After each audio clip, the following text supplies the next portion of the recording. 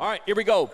Big Bag Friday. Let's do it. 5 questions about football rolling forward. First up, of course, let's do it. Your Detroit Lions. All right, the Lions nickel package. First question of the big bag for the Lions. Who steps up in the running game with David Montgomery's absence? I was just told it's Jahmyr Gibbs, right? Like, he's back. And, look, we're getting through this process with Jahmyr Gibbs right now. Okay. And if he's out there, then you're good to go. Mm-hmm. And if you're good to go, I have expectations. You know what I'm saying? What do you expect when you say step up? What do you expect from him then? To be the guy, to be the lead guy, to be the lead guy, get in the double digits of carries, maybe 4 or 5 catches. Like, be the guy. You know what I'm saying? Because look, we all love Craig Reynolds, right? Craig, come on, Craig. I need to borrow your VCR. We all my gun. I ain't Craig. Craig. Like, we all love Craig Reynolds. And the block was great, and it was electric and all that kind of stuff. But the bottom line is 10 carries for 15 yards. Yeah. I need Jahmyr Gibbs in there, and I need the line to not be that. Yeah, I'm agreeing with you as far as Jahmyr Gibbs needs to step up, and I think he will. But I think what will really elevate it is the extension of the run game. Meaning, I mean, we've already seen multiple times Amon-Ra St. Brown and Khalif Raymond be lined up in the backfield. And when you talk about, they're not going to be running Jahmyr Gibbs between the tackles every play. They're going to switch it up and try to keep that front 7 off its ass, really, because they're just going to be sitting in the house the whole time. There's no reason not to when you don't have David Montgomery in there. You can do that. You can put pressure on Jared Goff. And when you do that, I think we see quick little screens to Amon-Ra St. Brown, quick little screens and reverses to Jameson Williams and Khalif Raymond. I think those are the guys who are really going to take, because let's face it, this Baltimore Ravens defense is legit. Yeah. I don't think it's fair to expect Jahmyr Gibbs to go in there, put up 120-plus yards. And I don't expect that. Yeah, I'm not saying, but there's people who are going to be like, Jahmyr Gibbs, you're the 12th overall pick. You need to put up 100 rushing yards if you're starting. And look, he put up 81 yards against Atlanta, which is very good. I'm not disappointed in any means. But this Ravens defense is a lot better than that Atlanta defense. He got 17 carries. I think if he gets that, it's not a good look for the Lions, especially with no David Montgomery to keep those chains moving, which you need against this Raven team. They're going to have to find other ways to do it. And I think use the actual skill players the Lions have on the outside with the receivers. I think that's what they should do. And in the WoodwardSports.com chat thread, Cat Spot's on there. Gibbs isn't even 200 pounds. And Cat's like, look, I'm saying that role changes, right? For now, he's got to do that. For now, he has to play that big. He has to. Like, that's where we are right now. With Montgomery out, he's got to do that. I'm not saying you need 325 carries a year and to be Derrick Henry. I'm not saying that. But this Sunday, yes. And if you're out there, you're out there. And I'll tell you this, too. You talked about it. What the Buccaneers did yesterday, those linebacker blitzes, they cause problems, man. They cause problems. And I think you're going to see teams use that as a blueprint going forward. So not only does he have to be good in the run game, he's got a chip. Yep. He's got a chip in the He's got to blocking be able to game. pass block. Because Craig, he was limited or maybe even out last practice yesterday. So he's dealing with a little something. So just even that fact, I know they brought up Mohamed Ibrahim from the practice squad, but it's not a bash against him. He's not the most ideal running back you want to see when you're playing the Baltimore Ravens on the road. You don't really want to go down that road. So Jahmyr, he's got to step up, especially in pass protection, because that's, in my opinion, especially early on, that's the reason he wasn't on those field in like those third downs where you would want to see him, those kind of gadgety situations. That's why he wasn't on the field. No, absolutely. And, hey, when you get ready to watch a Lions game on your NFL Sunday, your first stop should be with the Lions pregame show. You guys know what it is. The franchise, Jeff Iafrate hosts it. He's got luxurious hair. He's on there with special guests all season long. 1 o'clock game this week. You know what that means. 9:30 pregame show. Tap into the Woodward Sports Network. We do Lions football better than anybody in this town, including places where you hear the games on the radio. It's true. Way better than that. That is facts. That's facts right there. Facts, not fiction. Fact, not fiction. All right, second down. All right, second down. Next question of the Lions' big bag. Is Penei Sewell a top 3 offensive tackle in the NFL? Yeah. I'm battling this one. I'm battling. I want nothing to battle. I want to say yes. There's nothing to battle. And I think I'm going to say yes, but it's just hard because I have him at 4 right now. And listen. Klotz. Okay, go ahead. Give me your spiel. I got to put Trenton Williams at 1. Yes. I have to. That There's is no fair. way. I got to put Lane Johnson at 2. That is fair. And I'm battling between Penei and Laramie Tunsil because Laramie Tunsil has been a stud over the last 2 seasons. But the fact that Penei Sewell is not allowed to sack in 250 snaps. 520-something. Oh, it's that low. I thought it was 250. No. Oh. Well, my golly, yeah. I'm going to say top 3, but it's close. Laramie Tunsil's an all-pro level guy, and I was battling between them. But I'm not going to be mad if people say he's not top 3 because, in my opinion, he has to be 4 then. And he's got 2. I'll make this very simple for people like you and some of the people like me. What are you going to say? He's the best? If you had a draft right now and they said you could take any tackle in the league, who would they take?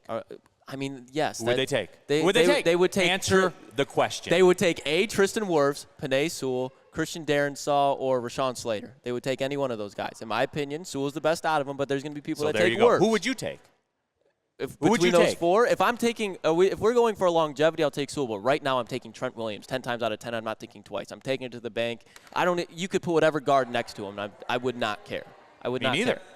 I'm talking Trent Williams now. I think Penei will be in that level eventually, but right now we can't act like Penei. He's an all-pro. He's an all-pro right here, right now. He's getting there. He's getting very right damn here, close. right now. He's an all-pro. Very damn close, yes. So that's what it is. All right, third down. All right, third down, third question of the big bag. What would a win in Baltimore mean for the Lions? Look, you guys know we've talked about this, and I don't expect the Lions to go 16-1. I also don't expect them to lose at home. No. So you got to start working backwards through that. There's a couple losses somewhere in there. If there's going to be that, I would lean towards this one. And what they did to Tampa, went up against some adversity, it took a minute to figure things out, and then choked them out like a UFC fight in the second half of that game. If they win this game, they beat this Baltimore team, then it is legit where you start to sit there and say they are a Super Bowl contender in the same vein as the Eagles, who's struggling at the quarterback spot right now. More on that later, by the way, in the Big Bag Friday. If they win this football game, Lucas, then all bets are off. Yeah, I'm with you. If they win this football game, they will finish as the number one seed in the NFC. Because if you look at the other teams, you have the 49ers.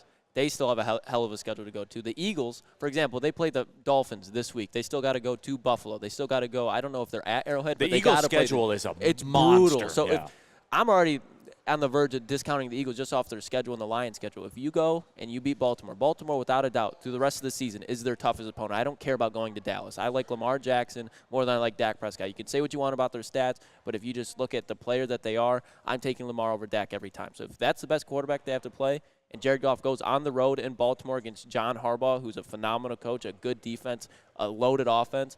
Yeah, I know that they don't have the most talented backfield. They still lead the NFL in rushing yards. Yeah, they're going to be the number one seed in the NFC unless there's a major injury. Somebody said 16-1 it becomes a very real possibility. And I'll just never say that you're going to go 3 months of an NFL season without losing a game. Yeah, that's fair. As I always say, they drive Mercedes too. And if they're 15-1 going into Week 17 against Minnesota, they better be resting players. I do not want to see a starter if they're already locked up the 1 seed. The damn near even a 2 seed. If they have the 2 seed, rest your starters against the Vikings. All right, we got to cook here. What do we got? Fourth down. Fourth down. What does getting Brian Branch back mean for the defense? That depends on the state of Brian Branch. You know what I'm saying? But make no mistake. Oh, by the way, Kirby Joseph, low-key, played pretty well. Oh, not even low-key. He came up with that tip. I never heard it. I didn't hear anybody talking about him on Sunday. He's played a very steady game. Besides that deep shot, he almost gave it to Mike Evans. Shout out Isaiah Buggs for saving the lines on that one. Kirby played a sound game. No, he was. So depending on his state, but obviously, man, like, Dude has shown big play capability, man. That's how you win in this league. Brian Branch is how you win in this league. You win by big plays. You win by splash plays. There are 6 big plays that determine a game every single week. We saw it in Kansas City. He altered the course of that football game. Much like Jameson Williams last week. Yep. Jameson Williams altered the course of that football game. Brian Branch did that in week 1. Those Crimson Tide. That's what it is. I'm just saying. Brian Branch healthy, as far as from a personnel standpoint, he opens everything up. He's another – I'm imagining they're going to have either him or Anzalone the spy on Lamar Jackson at all times, between one of those two. When Alex Anzalone the spy, now it lets the secondary kind of be flexible. You get Cam Sutton back. Cam Sutton came from where? Pittsburgh. Who do they play twice a year? The Ravens. So now you allow him to kind of free flow through there. If you want to throw him in the slot where the line's been getting cooked the last 2 weeks, you can put Cam Sutton in the slot. You can put Brian Branch in the slot. I think it opens up the defense and makes the secondary a whole lot scarier against the Ravens. All right, real quick, 5th down. Final question. Will the defense finish top 5 in the NFL? That's so ambitious, man. I know what it is right now. I know if they shut down the Ravens rushing game, because that includes the Gus Bus, Lamar Jackson, Justice Hill. You know what I'm saying? Shout out Justice Hill. Yeah, Justice Hill. What up, though? No, but if you slow down Lamar Jackson from running the football, it's a dual attack for the Lions if they do that. Because number one, what's the knock? The tight end and the mobile quarterback, right? That's always the knock. If they're able to do that, and therefore slow down the Ravens' rushing attack, when you know that's how they're going to want to roll, then I shouldn't dismiss it. But, I mean, it's just that's a big ask, man. It's a big ask, but, again, you go back to the schedule that they have. They got to play Justin Fields. They are in the NFC North, that broke-ass NFC North. Jordan Love again. They got it turnover-wise. You got Dak Prescott coming up. They got Herbert, which will be a tough one. But did you see Derek Carr last night? You see that offense? That looked pretty pitiful. Yep. That's probably like their third best quarterback they have on their remaining schedule. So top 5. I know it sounds egregious when you just look at the schedule-wise. Like the Lions, they have the 31st weakest schedule going through the rest of the NFL season. That could very easily be a top 5 defense.